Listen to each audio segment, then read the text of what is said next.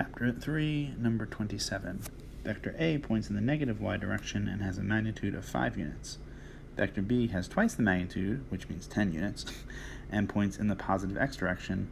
Find the direction and magnitude of these various combinations. So let's give ourselves an origin, y and x, and we will say that A points in the negative y direction and has magnitude 5 units. So let's call it like that.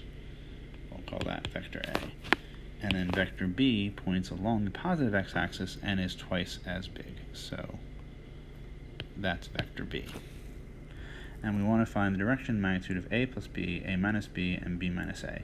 This is almost certainly most easily done by components, by, in fact, the unit vector notation that is in the second half of chapter 3, because we could say that A vector is minus 5y hat, all right, y hat in y direction, and B vector is plus 10 in the x hat direction, which means that we can say AX is 0 and AY is minus 5, since there's 0 in the x hat and minus 5 in the y hat. And likewise, BX is 10 and BY is 0, because it's entirely in the x hat direction and 0 in the y hat direction. What we're doing here, by the way, actually applies for the whole problem, so I'm going to erase the A, and instead we're going to go and do these separately. So here we have part A, and I'm going to define a variable C vector, which we're going to say is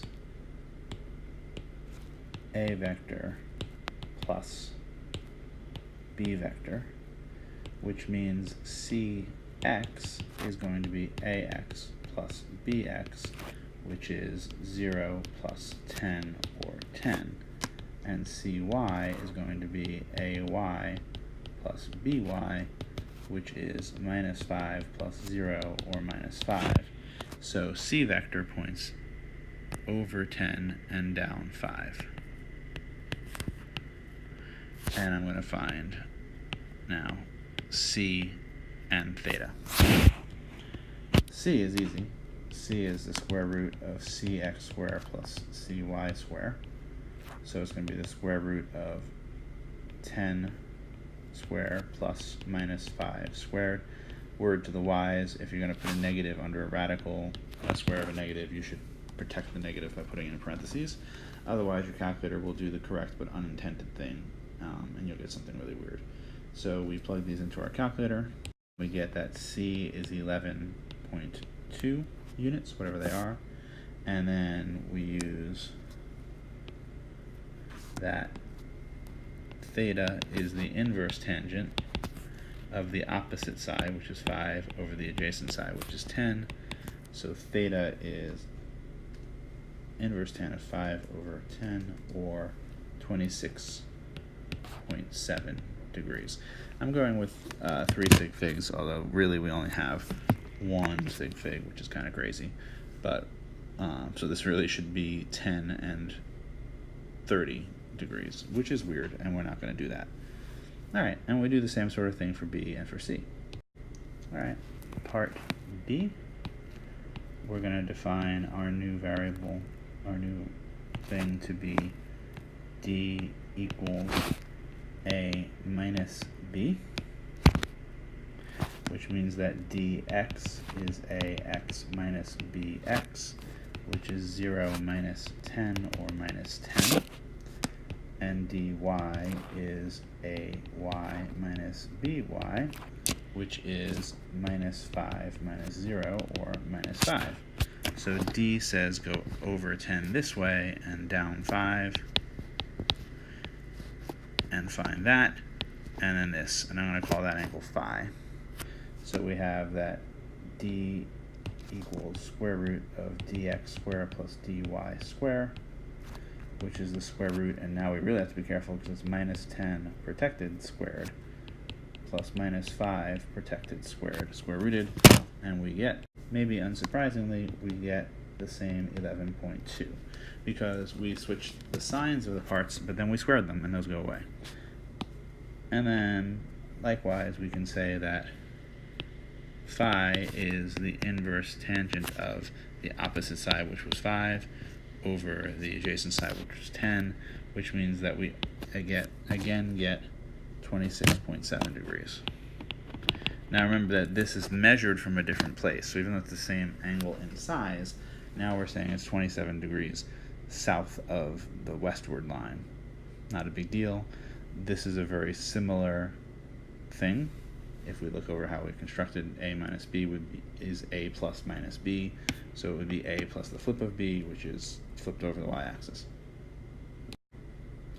And then finally we're going to take a vector e, and it's going to be defined as b minus a. So we have ex is bx minus ax, which is 10 minus 0, or 10, and ey would be by minus ay, which would be 0 minus 5, which is 5. So if we sketch this, it would be 10 over and 5 up. 10 over and 5 up. I'm going to call that angle alpha. And we're left with that e is square root of ex squared plus ey squared, which is the square root of 10 squared plus 5 squared, which again, unsurprisingly, will be 11.2. And also